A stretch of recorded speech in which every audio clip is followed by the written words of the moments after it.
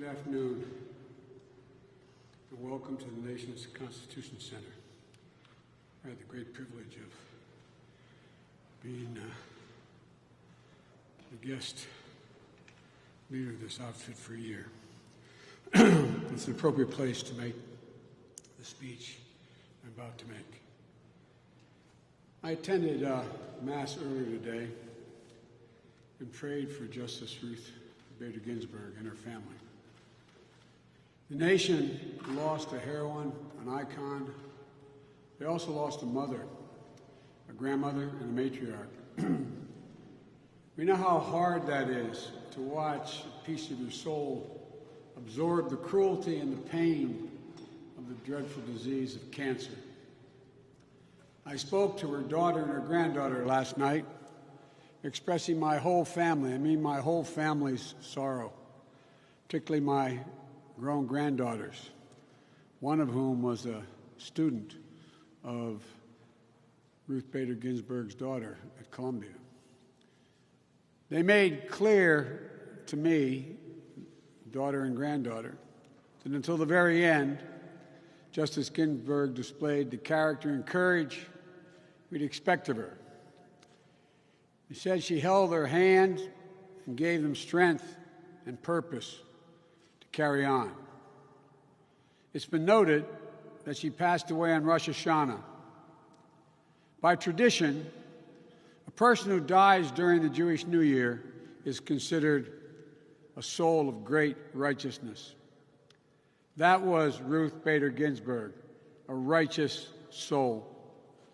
And it was my great honor when I was in the Senate and chairman of the Judiciary Committee to preside over her confirmation hearings and strongly support her accession to the Supreme Court bench.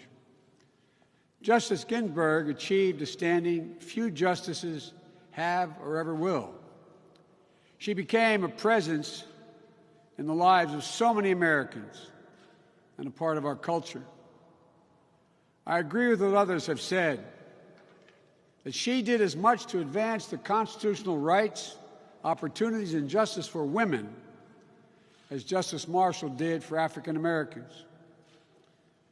Yes, there was humor in mentions of the notorious RBG and her impressive exercise routines, but there was so much more.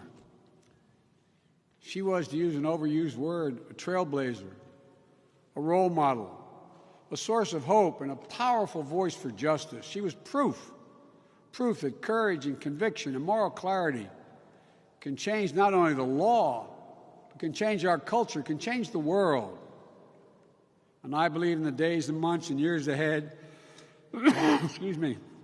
she will continue to inspire millions of Americans all across this country. And together, we can and we will continue to be a voice for justice in her name. Her granddaughter said yesterday, and said publicly, that her dying words were, quote, "My most fervent wish is that I not be replaced until a new president is installed." As a nation, we should heed her final call to us, not as a personal service to her, but as a service to the country, our country, at a crossroads. There's so much at stake. The right to health care, clean air, clean water, the environment, equal pay for equal work, the rights of voters, immigrants, women, workers. And right now, our country faces a choice about whether we will come back from the brink.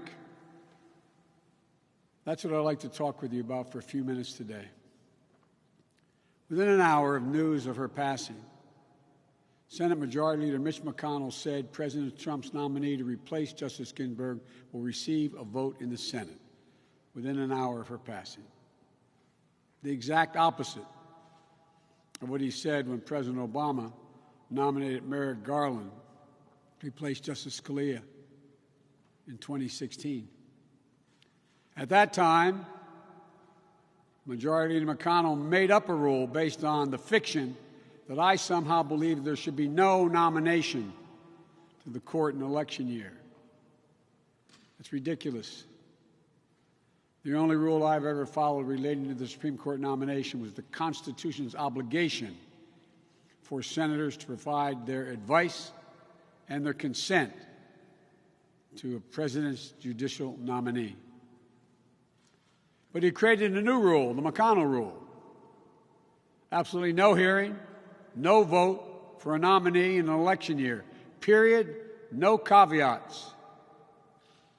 And many Republican senators agreed with him, including then Chairman of the Judiciary Committee, Chuck Grassley of Iowa, including the current Chairman of the Senate Judiciary Committee, Lindsey Graham of South Carolina, who at the time said, and I'll quote verbatim, here's what he said, quote, "I want you to use my words against me if there's a Republican president in 2016 and a vacancy occurs in the last year of the first term. You can say, Lindsey Graham said, let's let the next president, whoever it might be, make the nomination."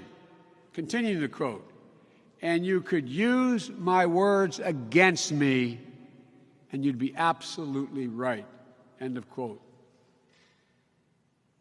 That's what Republicans said when Justice Scalia passed away, about 9 months before Election Day that year. Now, having lost Justice Ginsburg less than 7 weeks before election this year, after Americans have already begun to cast their vote, it's estimated that up to 40% of Americans will have voted by October 1st, but at least 30%, tens of millions. And you can't unring the bell. Having made this their standard when it served their interests, they cannot, just 4 years later, change course when it doesn't serve their ends. Look, I'm not being naive. I'm not speaking to President Trump, who will do whatever he wants. I'm not speaking to Mitch McConnell, who will do what he wants, and he does. I'm speaking to those Republicans out there, Senate Republicans, who know deep down what is right for the country and consistent with the Constitution, as I stand here in the Constitution Center, not just what's best for their party. I'm speaking for millions of Americans out there who already have voted and continue to vote, and will have many more have voted by the time this process is finished. Millions of Americans who are voting because they know their health care hangs in the balance. In the middle of the worst global health crisis in living memory, Donald Trump is before the Supreme Court trying to strip health care coverage away from tens of millions of families, to strip away the peace of mind of more than 100 million Americans with pre-existing conditions. If he succeeds, insurers could once again discriminate or drop coverage completely for people living with pre-existing conditions like asthma, diabetes, cancer, and so many other problems. And perhaps, most cruelly of all, if Donald Trump has his way, the complications from COVID-19, which are well beyond what they should be. It's estimated that 200 million people have died, probably by the time I finish this talk. But the complications of COVID-19, like lung scarring and heart damage, could become the next deniable pre-existing condition for over 6 million Americans who've already contracted the disease. Millions of Americans are also voting because they don't want nearly half a century of legal precedent to be overturned and lose the right to choose. Millions of Americans who are at risk of losing their right to vote. Millions of dreamers who are at risk of being expelled from the only country they have ever known.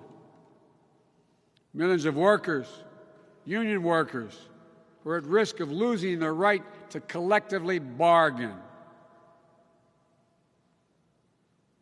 millions of Americans who are demanding that their voices be heard, that equal justice be a guarantee for all, not just some. They know, we all know what should happen now. The voters of this country should be heard. As I said, voting has already begun. By the time we get to the middle of October, there will be millions and millions and millions who have already voted. In just a few weeks, all votes of this nation will be heard. They're the ones who the Constitution envisions should decide who has the power to make this appointment. This appointment isn't about the past. It's about the future. And the people of this nation, are choosing their future right now as they vote. To jam this nomination through the Senate is just an exercise in raw political power. And I don't believe the people of this nation will stand for it. President Trump has already made it clear this is about power, pure and simple power. Whether the voters should make it clear on this issue, as so many others, the power in this nation resides with them, the American people, the voters. And even if President Trump wants to put forward a name now, the Senate should not act until after the American people select their next president, their next Congress, their next Senate. If Donald Trump wins the election, then the Senate should move on his selection and weigh the nominee he chooses fairly. But if I win the selection, President Trump's nominee should be withdrawn. And as a new president, I should be the one who nominates Justice Ginsburg's successor. A nominee who should get a fair hearing in the Senate before a confirmation hearing. Before a confirmation vote, I should say, after a confirmation hearing. We're in the middle of a pandemic. Like I said, as I speak, we're probably passing 200,000 deaths lost to this virus. Tens of millions of Americans are unemployed. Healthcare in this country hangs in the balance before the court. And now, in a raw political move, this president and the Republican leader have decided to jam a lifetime appointment to the Supreme Court through the United States Senate. That's the last thing we need at this moment. As I said, voters have already begun casting their votes in the millions. And in just a few weeks, we're going to know who the voters of this nation have chosen as the next president. The United States Constitution was designed to give voters one chance to have their voice heard, and who serves on the court.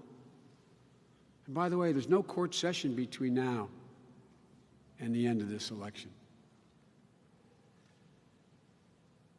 That moment is now for the voters to get a chance to be heard, and their voice should be heard. And I believe voters are going to make it clear they'll not stand for this abuse of power, this constitutional abuse. There's no discussion about what happens if the Senate confirms on the eve of election or in a lame duck after Donald Trump loses. A successor to Justice Ginsburg, what happens? But that discussion assumes that we lose this effort to prevent the grave wrong that Trump and McConnell are pursuing here. I'm not going to assume failure at this point. I believe the voices of the American people should be heard and will be heard. This vote, this fight, this nomination will not be over until the Senate votes, if it does vote. Winning that vote, if it happens, is everything. Action and reaction, anger and more anger, sorrow and frustration at the way things are in this country now politically. That's the cycle that Republican senators will continue to perpetuate if they go down this dangerous path that they put us on. We need to de-escalate, not escalate So I appeal to those few Senate Republicans, the handful who really will decide what happens. Please follow your conscience. Don't vote to confirm anyone nominated under the circumstances President Trump and Senator McConnell have created. Don't go there. Uphold your constitutional duty, your conscience. Let the people speak. Cool the flames that have been engulfing our country. We can't keep rewriting history, scrambling norms, ignoring our cherished system of checks and balances. That includes this whole business of releasing a list of potential nominees that I would put forward.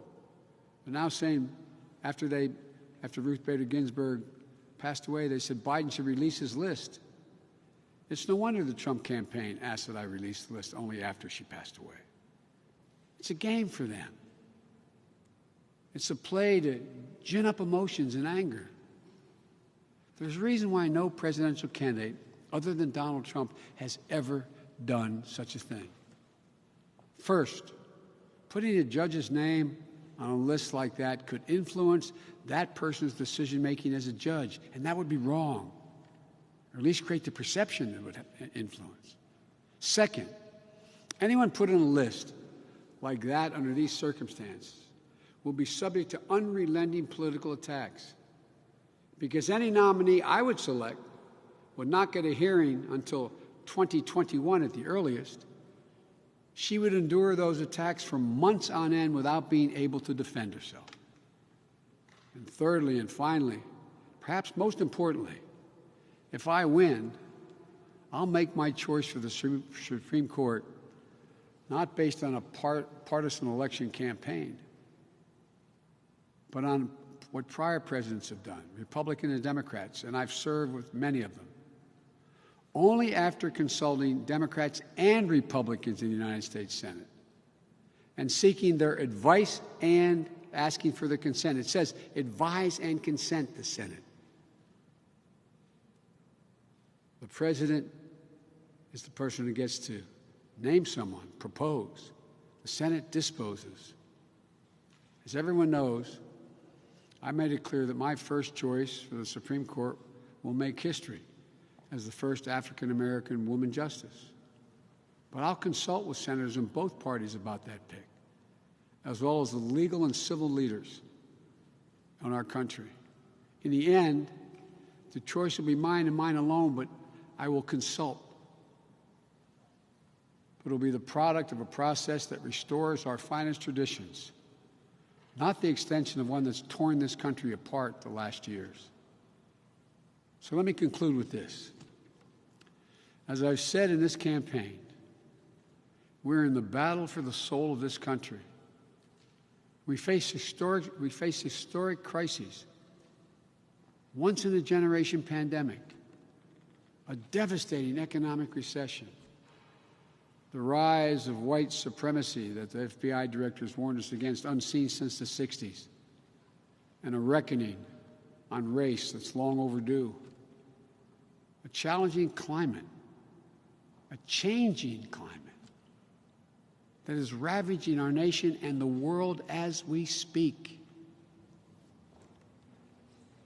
The Supreme Court decisions will touch every part of these crises, every part of our lives and our future. The last thing we need is to add a constitutional crisis that plunges us deeper into the abyss, deeper into the darkness. If we go down this path, I predict it will cause irreversible damage. The infection this president has unleashed on our democracy can be fatal. Enough. Enough. Enough. We must come together as a nation. Democrats, Republicans, independents, liberals, conservatives, everybody. I'm not saying we have to agree on everything,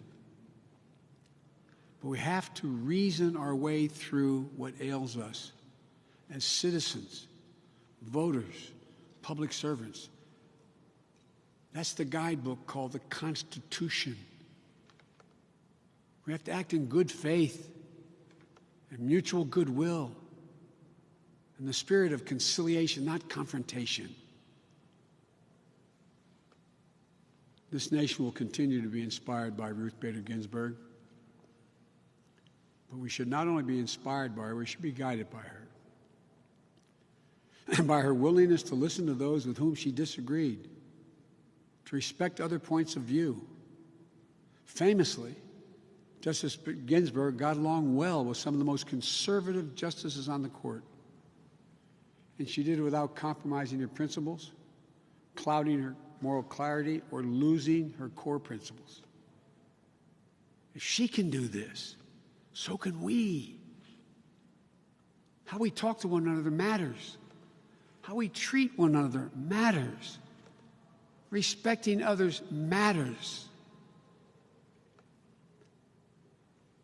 Justice Ginsburg proved it's important to have a spine of steel, but also important to have an open hand, not a clenched fist, to those with whom we disagree. This nation needs to come together. I've said it many times in this election. We are the United States of America. There's nothing we cannot overcome. There's nothing we cannot do if we do it together. Donald Trump seems to want us to divide this nation between red states and blue states, between representing those states that vote for him and ignoring those who don't. I do not. I cannot. I will not be that president. I'll be a president for the whole country, for those who vote for me and those who vote against me. We need to rise to this moment for the sake of the country we love so dearly, indeed for its very soul. May God bless the United States of America. May God protect our troops. And may God bless Ruth Bader Ginsburg. Thank you so much.